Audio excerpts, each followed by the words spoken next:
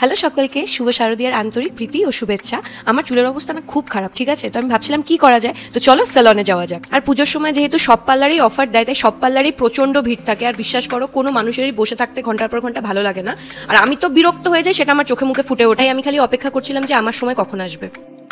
One eternity later.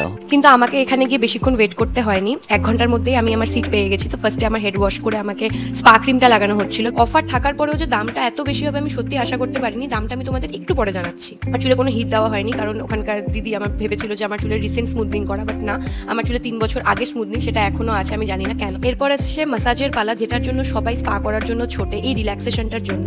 তো আমার ম্যাসাজটা বেশ ভালো লেগেছে, আর আমি তো খুব আরাম পাচ্ছি। আমার এই স্পাটা করতে লেগেছে এক্স্যাক্ট 1200 টাকা। হ্যাঁ, 1200 টাকা। আমি জানি না অফার প্রাইসও কি করে 1200 টাকা লাগতে পারে। আমি যে এত টাকা খরচ করে স্পা করলাম, তোমরাই আমাকে কমেন্ট করে জানাবে যে তোমাদের আফটার রেজাল্টটা কেমন লাগলো। And time for the results, and এটা হচ্ছে আমার চুলের ফাইনাল লুক। তোমাদের যদি ভিডিওটা ভালো লাগে লাইক করো, কমেন্ট করে জানিও কেমন লাগলো। আর খুব ভালো লাগলে আমাকে সাবস্ক্রাইব করতে পারো।